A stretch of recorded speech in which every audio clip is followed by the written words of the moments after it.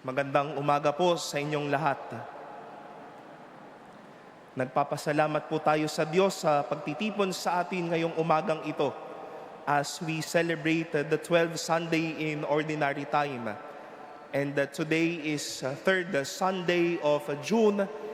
We wish to appreciate and thank our dear fathers. Happy Father's Day po sa mga tatay na naririto. Palakpakan po natin sila.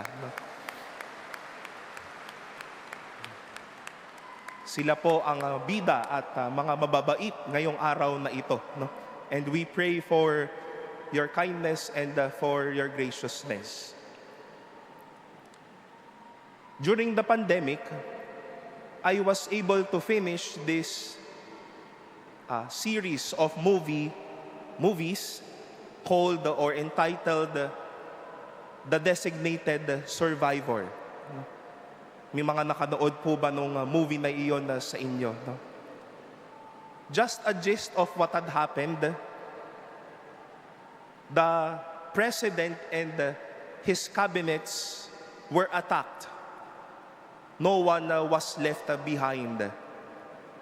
And indeed, there was this designated survivor who, after such event, will be placed or will be raised to the halls of being President of the United States of America in the person of the character Tom Kirkman. Tom Kirkman was a nobody, shall we say. He was heading the housing department or the housing providence of the government. He came from a middle-class family, but he was made a designated survivor and indeed became President of the United States. And being a nobody, whispers left and right came all over to him. Bakit naman siya yung pinili? Hindi naman niya na maalam. Wala ngang batas na masyadong ipinasayan. Madaming ang backlogs yang taong yan. Towards his program and even his work as president, friends became foes. Enemies add to the list left and right. But he kept his cool. He kept his sanity.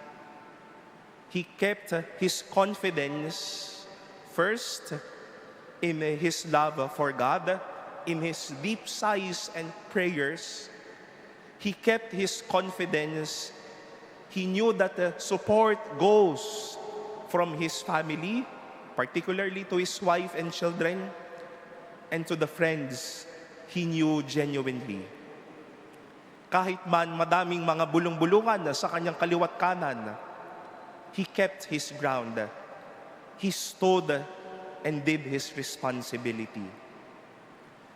We see this so strong in our readings today. Jeremiah, we've heard, also experienced hearing whispers from every side, expressing terror, expressing denouncing him in his ministry.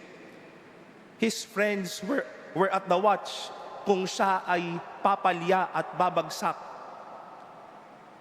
But the experience of Jeremiah ended, despite everything or in spite everything, I know the Lord is with me, a mighty champion. My persecutors will stumble and will not triumph. In today's gospel, we heard this first few moments of Jesus and his disciples. And the very first word Jesus left his disciples were these words, "Fear no one." Nanggaling mismo sa bibig ni Jesus na kapag hinayo ko kayo, madami ding mga bulong-bulungan sa inyong kaliwa at kanan. Madaming magtatanong at magdududa, yung iba sa inyo mga mangingisda, Kaya nyo bang gawin yung misyon na iyan? Lahat kayo, mga mahihinang tao, hindi naman kayo makakilala. Tapos ginawa kayong mga apostol ni Jesus. Jesus gave them that reminder, the very first instance of their ministry. Fear no one. And Jesus continued, even all the hairs of your head are counted. So do not be afraid. You are worth more than many sparrows. Just like last week, if the Lord was telling His people, I have created everything. But you, I love you. I care for you. I remind you that please do not be afraid. Have this strength. Have this courage. In this life and in this ministry, I entrust to you. Mga minamahal na kapatid, marahil sa madaming pagkakataon ay nakita rin natin ang sarili natin as what I've said in my story, just like Tom Kirkman, Jeremiah, the disciples of Jesus, in the midst of every people whispering and wanting our downfall. Narating din tayo sa mga pagkakataon na tila pagpasok ninyo sa loob ng isang silid, lahat ng mga mata nakatuon sa iyo. Ano kayang maibibigay ng taong ito? Bakit kaya ito ang pumasok sa atin? Bakit siya?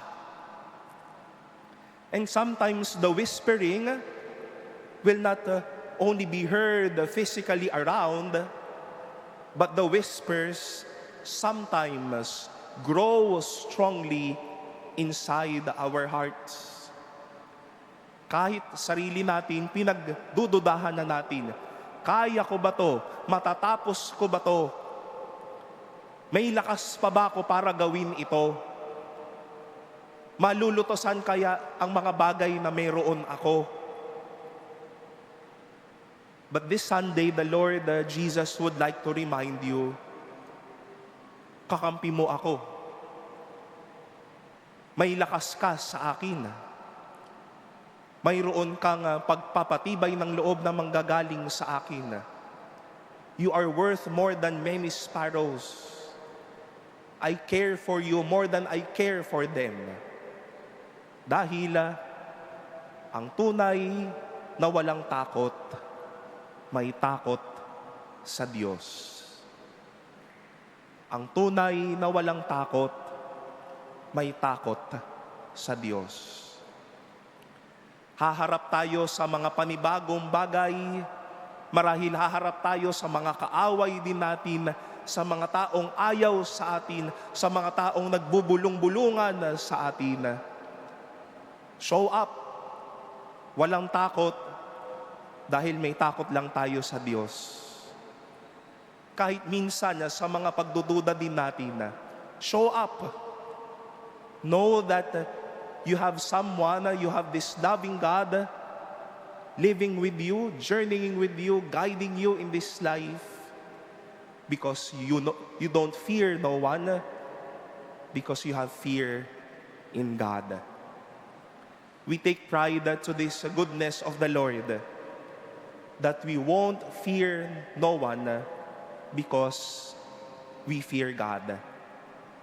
Sa kabila ng mga bubulong din sa atin at aayaw sa atin, sa mga tutulak din sa atin at maninira sa atin, hindi tayo basta-basta papatinag at papatalo dahil haharap tayong walang takot.